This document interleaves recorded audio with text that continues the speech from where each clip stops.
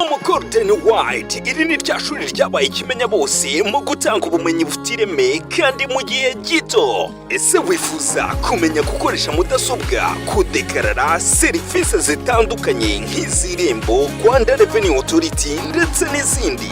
Igisubizo nta kindi, gana Home Golden White tugufitiye abarimu b'inzobere bakugeza ku nzozi zawe. Namwe mwifuza kumenya gukora, kuvanga ndetse no gutera amarangi y'amoko yose, yaba y'amazi, amavuta n'asigwa ku mamodoka, nimutugane tubigisha gukora amavuta yo kwisiga y'amoko yose. Namwe mwifuza kumenya gukora amasabune y'amoko yose, yaba asukika, liquid soap, ayifu, powder soap, nakomeye solid soap ndetse na shampoo, nimutugane amarembo arakinguye.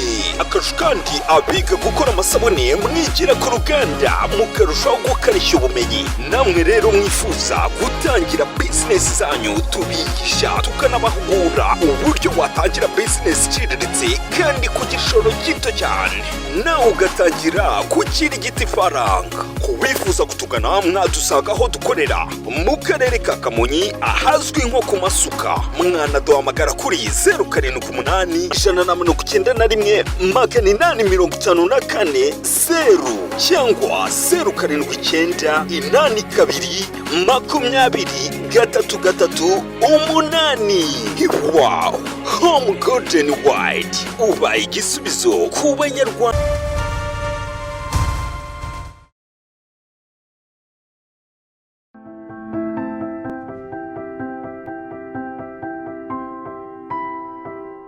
areba yuko ibiro ufite bihuye n'uburebure bwawe. Ndahamya yuko abantu benshi hari umuntu ubunanutse pe ukabibona yuko ananutse cyane, ugasanga nyine nawe ubwe ku giti cye ntago yishimiye uko abayeho, ugasanga ntago nyine wenda bituma mu muhanda agenda cyangwa se no mu kazi akora ka buri munsi, ugasanga ntago agakora neza kubera wenda uko ananutse cyane. Undi ugasanga wenda arabyibushye cyane, ugasanga ntago abyishimiye. Rimwe na rimwe ugasanga no kwambara imyenda imwe n'imwe bimubera ikibazo kubera wenda ingano afite mu mubiri we, ugasanga nyine ntago agenda abyishimira.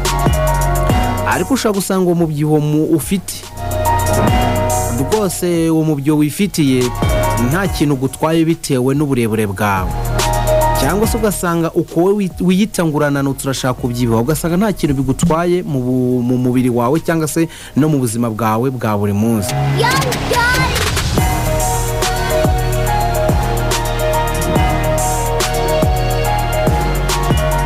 Tugiye kurebera hamwe icyo twita BMI cyangwa se BMI, ariyo mu magambo arambuye Body Mass Index. Ni uburyo ki ushobora kuba wakarikira cyangwa se wabara niba uburebure bwawe bihuye n'ibiro ufite.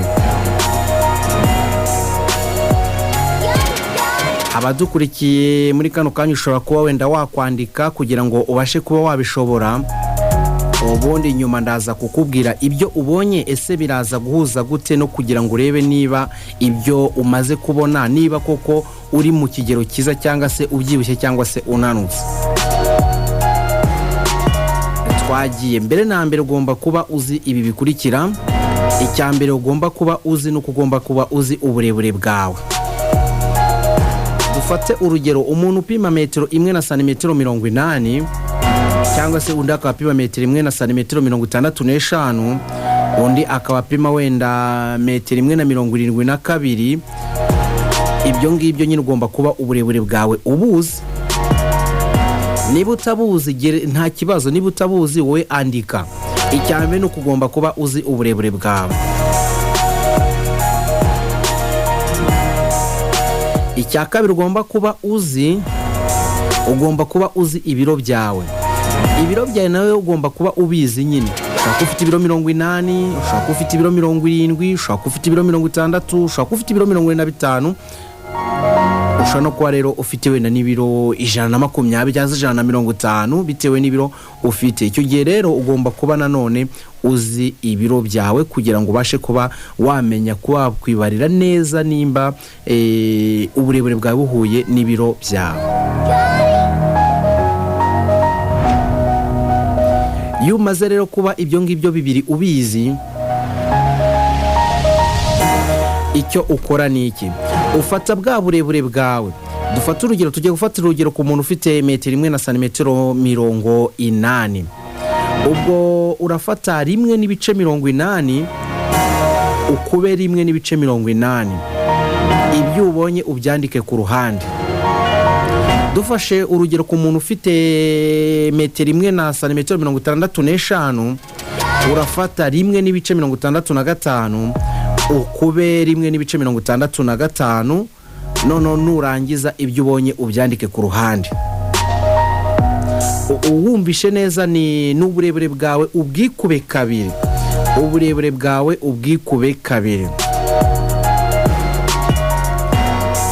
Ibyo umaze kubona muri kano kanya wabyanditse ku ruhande. Ushobora kubona ndimo gukoresha izi ngero zigiye zitandukanye, ariko we ku giti cyawe ushobora kugenda nawe ukoresha ingero zawe bwite, cyangwa se ugakoresha izisanzwe kugira ngo uze kuza kubimenya nuramuka umenye izawe bwite mu gihe waba utazizi muri kano kanya. Ikiba gikurikira rero cya gatatu no ufata bya biro byawe, warangiza ukagabanya bya bindi wabonye, bwa burebure bwawe ubwikube kabiri ukabigabanya. Ese dukurikiye ubonye kangahe? Nizeye ko mugiye mubona imibare igiye itandukanye. Buri wese afite umubare yabonye ushobora kuba nyine utandukanye ne wa mugenzi we. Uyu mubare rero ubonye muri kano kanya niwo nyine bita body mass index cyangwa se BMI. Ahangaha rero umubare ubonye ufite icyo uvuze. Uvuze iki rero?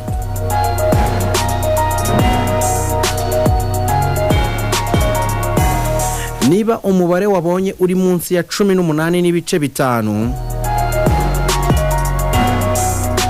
uri mu cyo bita underweight. Ibiro byawe ntago bikwiye, ntago uburebure bwawe ufite bufite ingana n'ibiro ufite ibiro bike bitewe n'uburebure bwawe. Uyu si wasanga ari wa muntu bajya bavuga ngo ajye yitwaza amabuye mu mufukara. Harimo abantu rwose bagenda bavuga buriya ngo turi muntu rwose arananutse ku buryo yakwitwaza amabuye mu mufuka kugira ngo umuyaga nuza utaza kumugurukana. Niba wabonye munsi y'ibice 18 n'ibice 5, ibyo wabonye umubare wabonye, menye yuko rwose ibiro byawe ari bike cyane kubikenewe.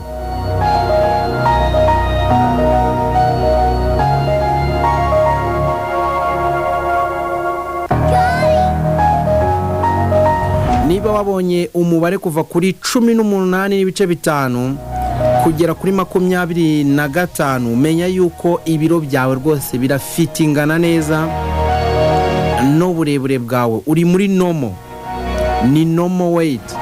Iki gihe rero umenya yuko ibiro byawe rwose nta kibazo bifite. Niba wabonye umubare kuva kuri 18 n'ibice 5 kugera kuri 25, rwose ibiro byawe n'ibyo ngibyo birafitingana n'uburebure bwawe.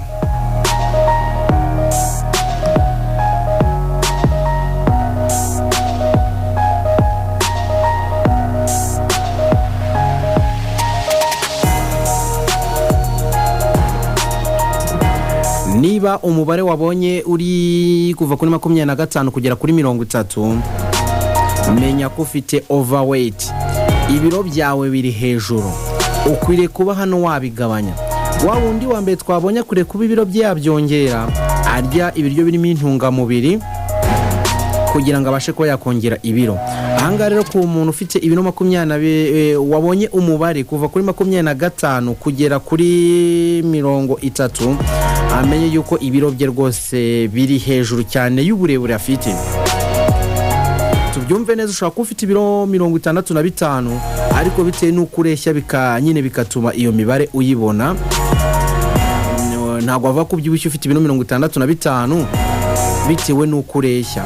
Ibi ngibi twabivuza haruguru cyangwa se n'icyo bisobanura niba twatangiranye.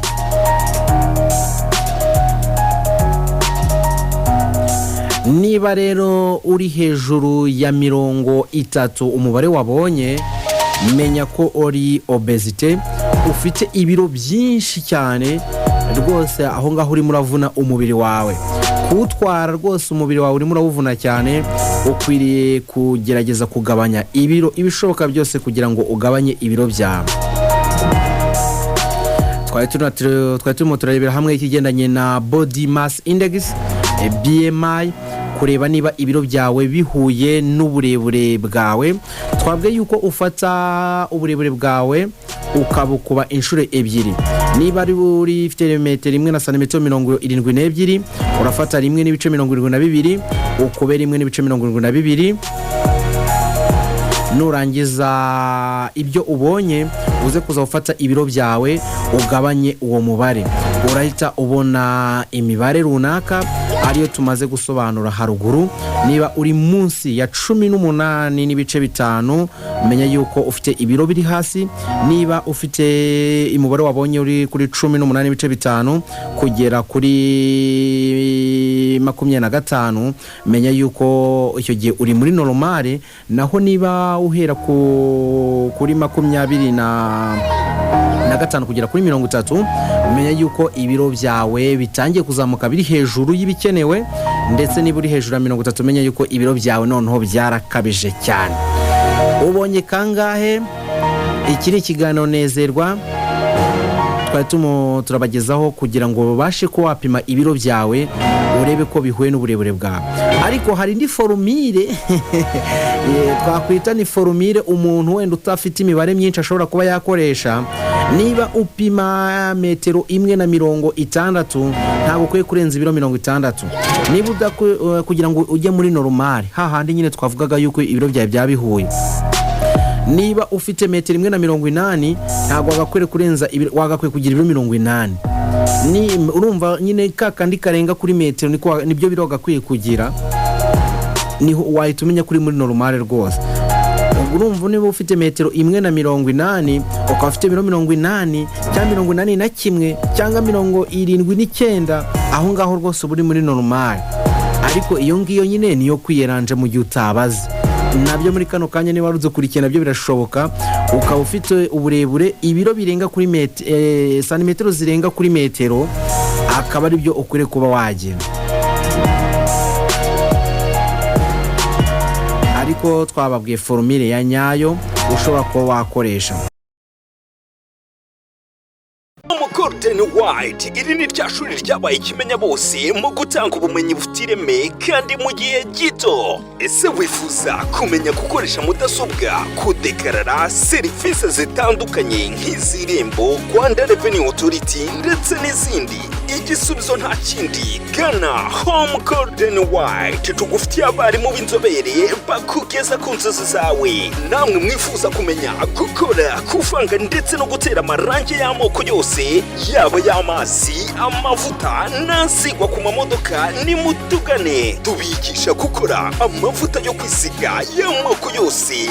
Namwe mwifuza kumenya gukora amasabune y'amoko yose, yaba asukika, liquid soap, ayifu, powder soap, nakomeye, solid soap ndetse na shampoo, nimutugane, amarembo arakinguye. Akarusho kandi abiga gukora amasabune mwigira ku ruganda mukarushaho gukarishya ubumenyi. Namwe rero mwifuza gutangira business zanyu, tubigisha tukanabahugura uburyo watangira business iciriritse kandi ku gishoro gito cyane, nawe ugatangira gukirigita ifaranga. Kubifuza kutugana mwadusanga aho dukorera mu karere ka Kamonyi ahazwi nko ku Masuka. Mwanaduhamagara kuri 0788 191 854 0 cyangwa 0789 82 8. Wow! Home Gordon White, ubaye igisubizo ku Banyarwanda.